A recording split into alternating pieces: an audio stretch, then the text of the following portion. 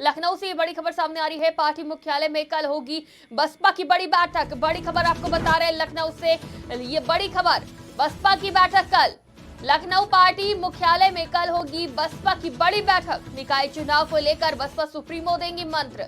बड़ी खबर आपको बता रहे हैं, निकाय चुनाव को लेकर बसपा सुप्रीमो देंगी मंत्र। बड़ी खबर, 30 दिसंबर को बीएसपी की लखनऊ में बड़ी बैठक।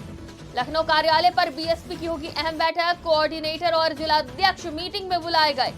बीएसपी सुप्रीमो मायावती लखनऊ में बैठक करेंगी। बड़ी खबर आपको बता रहे हैं, एक बार फिर सक्रियता दिखाती हुई नजर आ रही है मायावती। निकाय चुनाव 2024 चुनाव को लेकर चर्चा होगी लखनऊ से, ये बड़ी खबर आपको बता रहे हैं, जहां लखनऊ पार्टी मुख्यालय में कल बसपा की अहम बैठक होगी। निकाय चुनाव को लेकर बसपा सुप्रीमो देंगी मंत्र। इस खबर पे हमारे साथ वरिष्ठ पत्रकार दिवाकर मिश्रा जी जुड़ चुके हैं। दिवाकर जी, एक बार फिर बसपा सुप्रीमो मायावती सक्रिय नजर आ रही हैं। निकाय चुनाव और 2024 के चुनावों को लेकर अहम बैठक बुलाई, किस तरह से देखते हैं? जी शिखा, बताना चाहूंगा कि बसपा सुप्रीमो मायावती कल 30 दिसंबर को लखनऊ के पार्टी मुख्यालय में एक बड़ी बैठक करने वाली है, जिसमें पार्टी के कोऑर्डिनेटर और जिलाध्यक्ष शामिल होंगे। बताना चाहूंगा शिखा कि ये ज्यादा चर्चा इस बात की है कि निकाय चुनाव को लेकर के इस पे ज्यादा मंथन होगा। बता दूं आपको कि इससे पहले बसपा कभी भी निकाय चुनाव में डायरेक्ट शामिल नहीं होती, यानी कि वो अपना सिंबल नहीं देती किसी को। अगर कोई बसपा का कार्यकर्ता है या पदाधिकारी है तो वो चुनाव लड़ जरूर सकता है, लेकिन इससे पहले बसपा ने कभी अपना चुनाव चिन्ह देकर के निकाय चुनाव में प्रत्याशी नहीं उतारा था। लेकिन इस बार ये उम्मीद लग रही है कि बसपा जो है अपना चुनाव चिन्ह भी लोगों को देगी और हो सकता है पार्टी सिंबल पर निकाय चुनाव लड़ाए। दूसरी चीज ये भी खबर आ रही है कि 2024 के चुनाव को लेकर के भी इस मीटिंग में चर्चा होगी। बता दूं आपसे कि 2012 के विधानसभा चुनाव के बाद से लगातार बसपा की ताकत प्रदेश में कम होती जा रही है, जिसको लेकर के मायावती काफी चिंतित हैं। और इससे पूर्व भी वो कई फेरबदल कर चुकी हैं वो संगठन में, लेकिन अभी कोई अच्छी खबर उनके लिए चुनाव से नहीं आ रही है। इसीलिए ये बैठक बहुत अहम मानी जा रही है।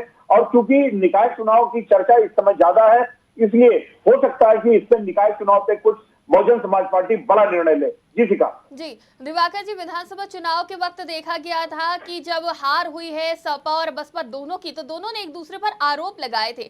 दोनों ने एक दूसरे को बीजेपी की बी पार्टी कहा था, बीजेपी को समर्थन देने वाली बताया था।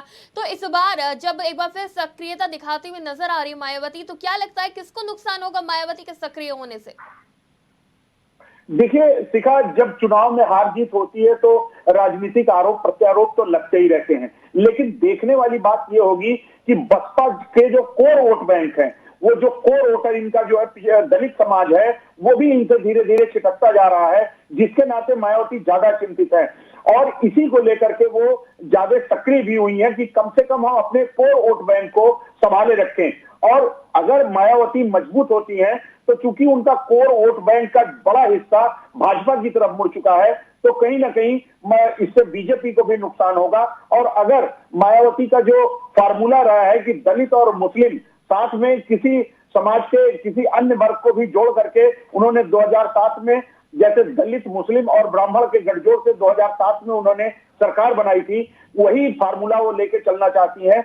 और अगर इसमें वो कामयाब होती हैं तो ये सपा और भाजपा दोनों को नुकसान होगा, क्योंकि सपा का कोर वोट बैंक मुस्लिम समाज है और भाजपा के पास इस समय मायावती के कोर वोट बैंक का कुछ हिस्सा मौजूद है, यानी कि दलित समाज इस समय भाजपा की तरफ है कुछ ना कुछ। और इसी को लेकर के वो चर्चा करेंगी, जिससे अगर मायावती अपने पुराने वोट बैंक को वापस पाने में सफल होती है चुनाव में, तो इसमें दोनों पार्टियों सपा और भाजपा दोनों को नुकसान होगा। जी शिखा। जी बिल्कुल, बहुत बहुत शुक्रिया हमारे साथ जुड़ने के लिए, तमाम जानकारी के लिए। इस खबर पर हमारे साथ वरिष्ठ पत्रकार दिवाकर मिश्रा जी जुड़े हुए थे।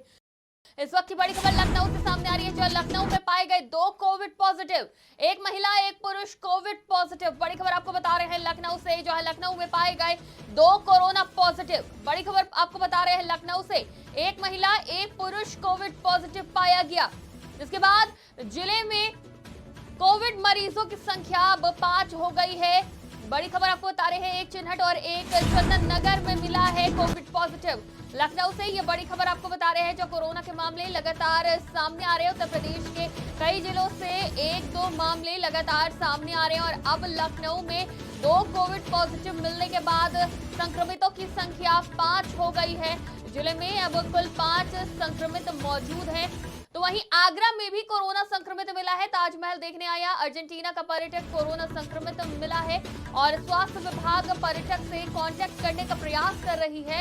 पर्यटक का फोन बंद आ रहा है, जिसकी वजह से उससे संपर्क नहीं हो पा रहा है। तो उत्तर प्रदेश में कोरोना के मामले सामने आ रहे हैं। तो लखनऊ में 2 कोरोना मरीजों के मिलने के बाद अब संक्रमितों की संख्या 5 हो गई है। और इस खबर पे हमारे साथ संवाददाता पंकज जुड़ चुके हैं। पंकज, 2 कोरोना मरीज मिले हैं, क्या कुछ जानकारी है इनके बारे में?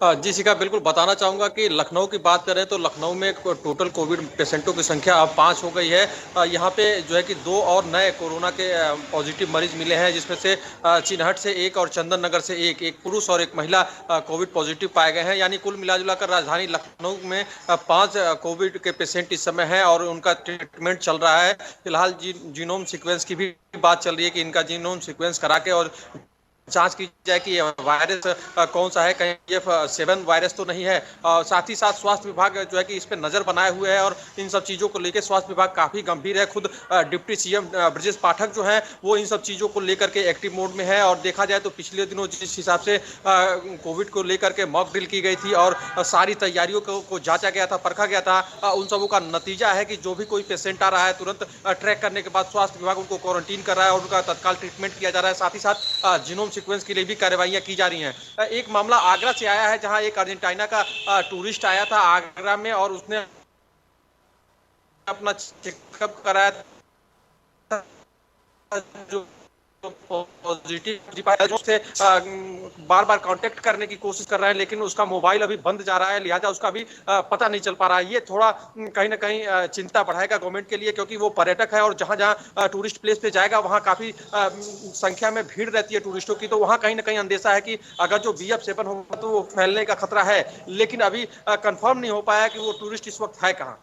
जी पंकज, ये बात सरकार की तरफ से कही गई थी कि जब 10 कोरोना के मामले सामने आएंगे उसके बाद जीनोम सीक्वेंसिंग के लिए भेजे जाएंगे सैंपल। लेकिन जिस तरह से लोग लगातार कोरोना पॉजिटिव मिल रहे हैं, अलग अलग जगह से मामले सामने आ रहे हैं, तो क्या उनकी ट्रैवल हिस्ट्री के आधार पर भी जीनोम सीक्वेंसिंग कराई जा सकती है? जी बिल्कुल शिखा, बताना चाहूंगा कि जीनोम सीक्वेंसिंग सबसे इम्पोर्टेंट पहलू है इस समय कोविड को लेकर के, क्योंकि वही एक चीज है जो कोविड को रोकथाम के लिए सबसे बड़े शस्त्र के रूप में उसका प्रयोग किया जा। पेशेंट मिला था तो उसका जीनोम सीक्वेंस के नहीं, इस वायरस इस व्यक्ति के अंदर नहीं पाया जा रहा है जो पॉजिटिव है। तो ये बड़ी चीज है। जो 10 की बात हो रही थी कि 10 पेशेंट पाए जाएंगे तो जीनोम सीक्वेंस के लिए भेजा जाएगा, तो सरकार कहीं ना कहीं से थोड़ा सा जो भी पेशेंट पाए जा रहे हैं वहां जीनोम सीक्वेंसिंग के लिए भेजा जाए कि कहीं भी प्रदेश में एक भी ऐसा मरीज ना जो वायरस है जो कोविड का वो BF7 वायरस मिले। तो इन सब चीजों को लेकर के सरकार ने काफी ध्यान दिया हुआ है इन सब चीजों पे, और जहां भी इस तरह के मामले आ रहे हैं वहां तुरंत कार्रवाई हो रही है। पिछले दिनों जो हरदोई में एक पेशेंट मिला था, उसके फैमिली के जो जितने लोग थे उनका जो है कि सैंपल लिया गया, गाँव के जो लोग थे उनका भी सैंपल लिया गया और सबको दवाएं दी गई, प्रिकॉशन भी बताया गया कि कैसे कैसे लोगों को रहना है। तो इस कोविड के मुद्दे पे सरकार पूरी तरह से एक्टिव है, अलर्ट है। फिलहाल सरकार का यह कहना है कि घबराने की और चिंता करने की कोई जरूरत नहीं है। सारी तैयारियां, सारी व्यवस्थाएं चाक चौबंद हैं और कोविड को लेकर के आम जनता थोड़ा भी ना परेशान हो। हॉस्पिटल से लेकर और दवाइयां तक सब कुछ अवेलेबल है सरकार के पास। जी बिल्कुल, बहुत बहुत शुक्रिया हमारे साथ जुड़ने के लिए, तमाम जानकारी के लिए।